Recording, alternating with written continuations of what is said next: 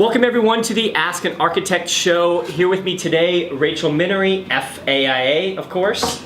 Glad to have Rachel on the show. I think she brings a very unique perspective that we haven't had yet. And something interesting about Rachel is that she actually works here in the building with us at the AIA. So we'll get into that as we tell her story. So Rachel, let's start out with something I read about you. Okay. I was reading an article online, and the quote I have here is that the career of Rachel Minnery has been one disaster after another. Sounds a little rough. What are they talking about? Yeah. Okay. So this is thankfully literal. In one disaster after another. As we call it, I got kind of bit by the bug when I was in college during my thesis year. And I was in Miami, Florida, and working on my thesis project, and my thesis advisor, Ricardo Alvarez, who was at Florida International University at that time. So FIU is where you were at school. Okay. Ball State grad, but we had a satellite studio in Miami. Very cool. And he was a fantastic mentor. He took me around to a couple of the projects he was working on as a consultant and showed me the impact that architects could have in mitigating the damage to disasters simply by making different design choices. Okay. Like not locating an emergency department on the ground floor in an area subject to storm surge, right? Okay. So even though these are code compliant buildings, they're not perhaps the best design So these are choices. real tactical design strategies that actually make a difference. Exactly. And these weren't things we were talking about when I was in school. So after I graduated, again, bit by the bug, wow, I have a greater impact I can make as an architect. I moved to the opposite corner of the country in Seattle, Washington, where they were just coming out with new data about the seismic risk for Washington State and the Pacific Northwest.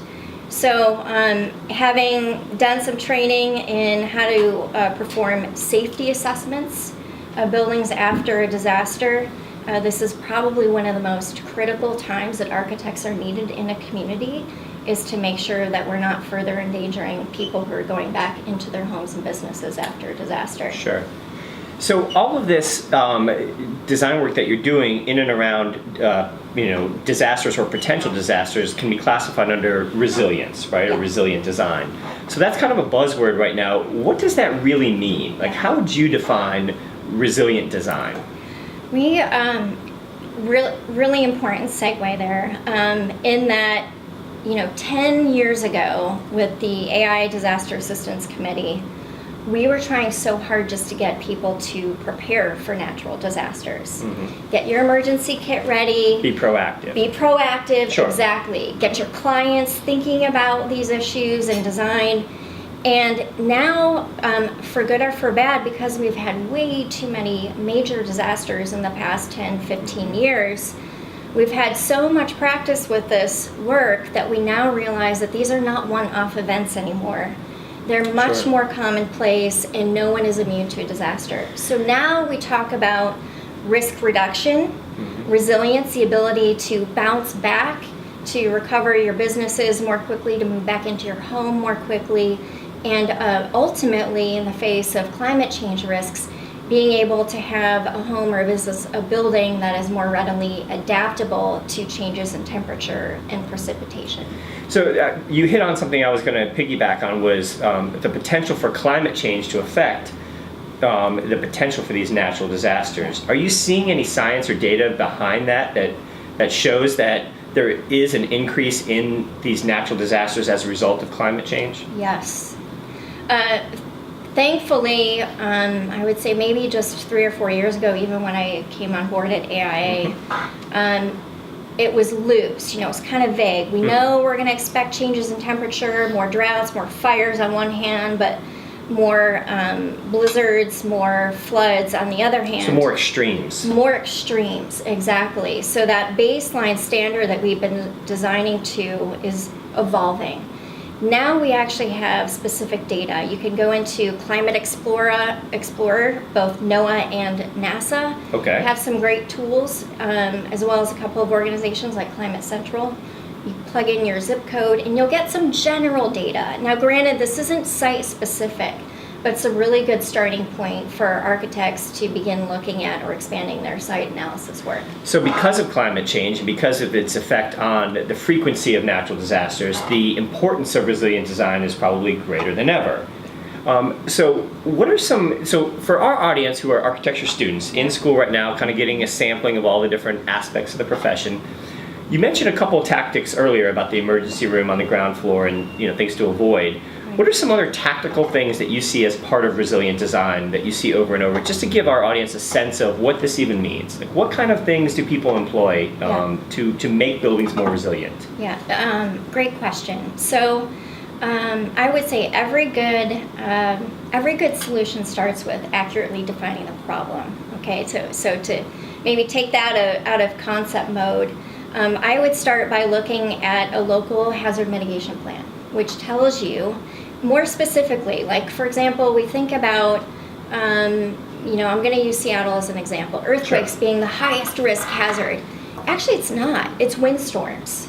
Windstorms will cause more damage in part because they're more frequent, but more people will be affected. By comparison, earthquakes happen less frequently.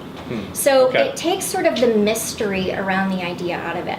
Then you want to think about, you maybe heard the community awareness program, 3 days, 3 ways. Okay. Of having 3 days worth of supplies. Okay. In 3 ways. So school or work, your car, or for me and for others, your bike. Okay. Perhaps, and also at home. So you want to have this emergency kit. Now we're actually talking more about 7 days. 7 days would be a safer supply. So if you think about being down for 7 days, I think of it like, home camping, right? So you want to think about power in the building. You want to think about water supply. You want to think about sheltering in place, which is it summer, is it winter? What are some of the things that you want to be thinking about in terms of basic needs? And as self-sufficient as we can position our building occupants, our clients, and our buildings to actually be, the more resilient and adaptable they'll be over time.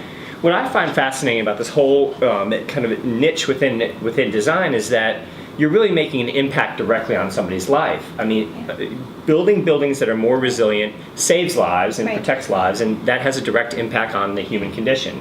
So if that's really intriguing to somebody, if somebody's really interested in that, what are some careers that are dedicated to that type of design that they could go out and look for? Are there certain firms? Is there a certain area of the country that's more apt to that career? Like, what can they go out there and look for if they're really interested in this type of work? I have had this question come up before, and in fact, my alma mater had me come talk about my alternative career path, which I thought, I'd never heard of that before. We'll get to that, for sure. And I didn't realize that I was pursuing an alternative career, but had we had this conversation maybe 8 years ago, I would have said, absolutely, I went and I found a nonprofit community design center to work for full-time, still doing architectural services, but I also coupled that with some grant writing work, because we're working with grants. Sure. Now I would say, you can do this anywhere, anytime. I had a sense that you were going to say that, kind of like sustainability, whereas 10, 15 years ago, there was a niche of green building where it was something that you went out and specifically did, whereas now you could argue sustainable design is just the best practice. Right. So would you say resilient design probably falls into that same category? Yes. Interesting. Let's talk about your career. You mentioned it. Let's get into some specifics with that. And let's start with where you are right now and then work backwards a little bit. Senior Director of Sustainable Development Policy at the American Institute of Architects, AIA. So what does that mean?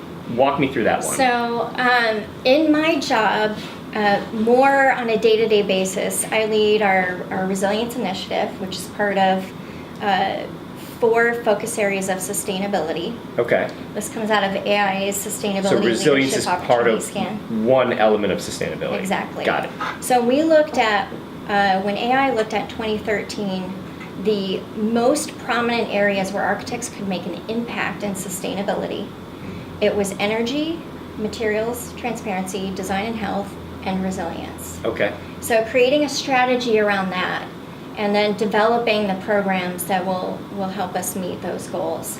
Alongside that, and I guess building upon AI's legacy of the Disaster Assistance Program, very, very close ties to resilience, but really sort of expanding the perception of what threats in a community are. So Rockefeller and 100 Resilient Cities talks about not just natural disasters, but they refer to them as shocks and stresses. Okay. So we see that in disaster recovery, where there are actually elements within a community that make it more difficult for certain communities to recover than others because of these stressors, like a growing wealth gap, like poor transportation options, traffic even.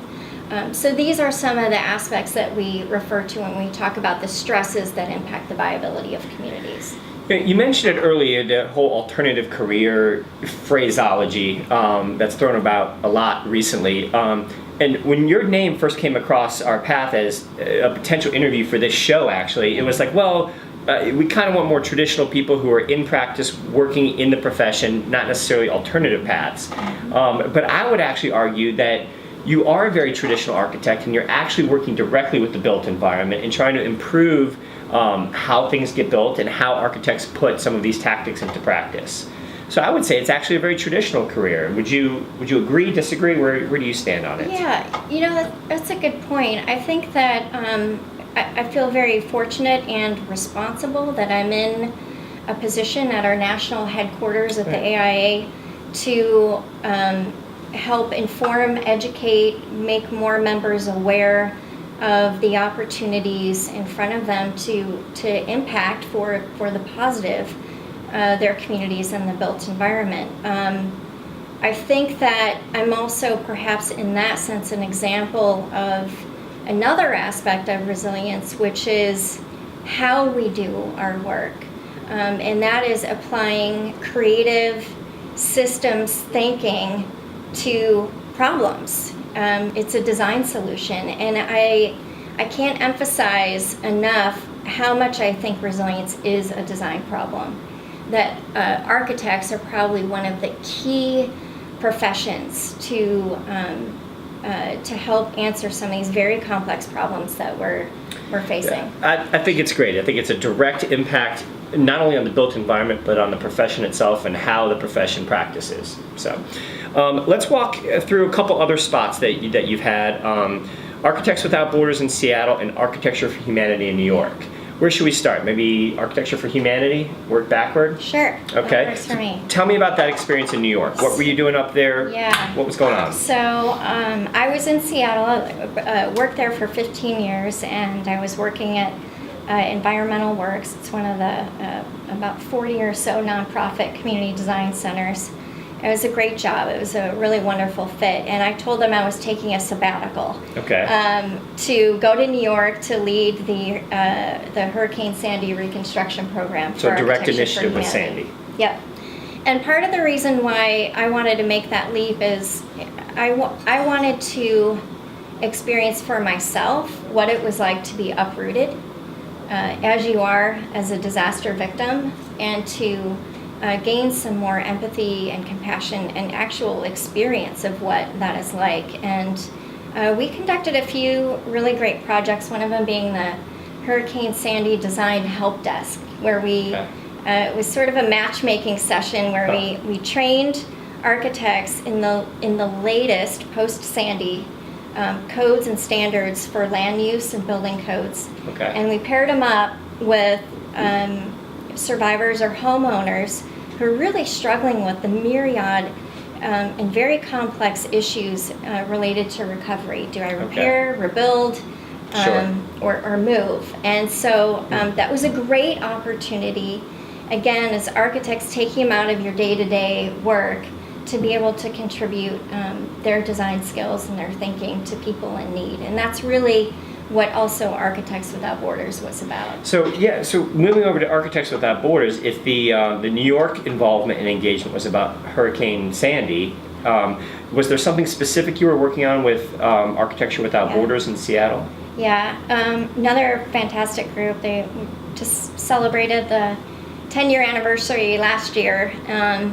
And Architects Without Borders was founded actually out of AI Seattle's Disaster Preparedness and Response Committee, where at that time we didn't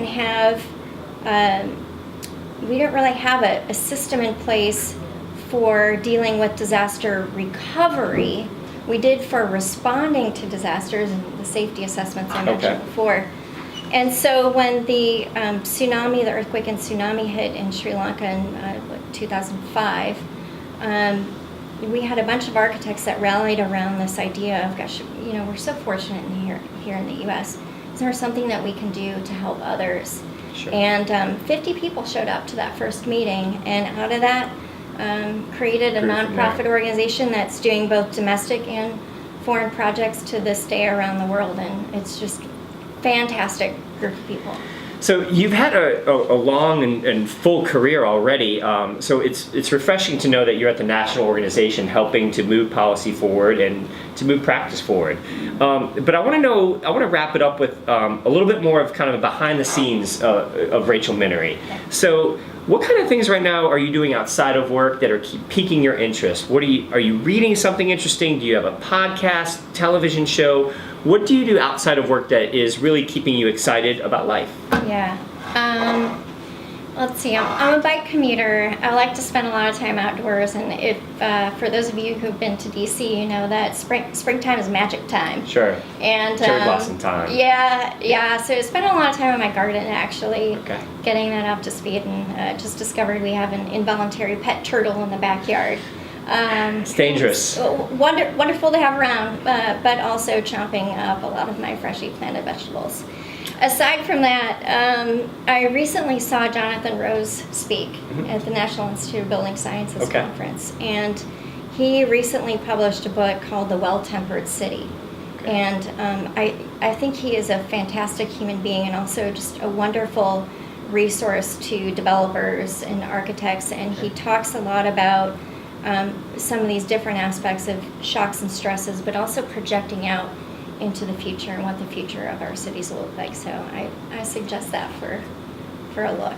Very cool. And you mentioned cities, DC being a great city right now in the springtime. You've obviously spent some time in Miami, you were in New York, you've been in Seattle, you're obviously here in DC now, and you talked about some of the opportunities that you have in the springtime here. It's a beautiful time to be here.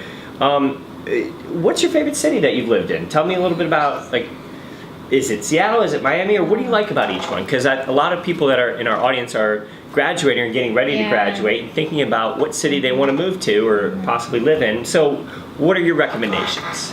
Oh boy. Okay, so tour guiding via Rachel. Yes.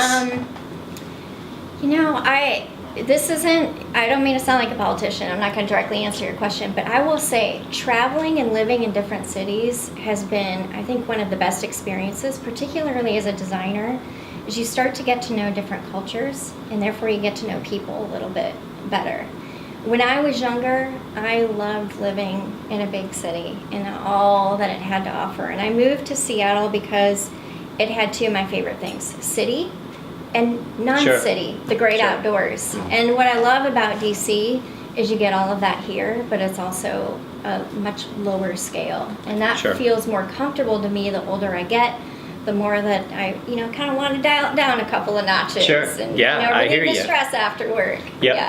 Yeah, I appreciate feeling like I live in this or work in the center of the universe during the day, and then at night being able to go home to a quiet cul-de-sac with a couple lights on.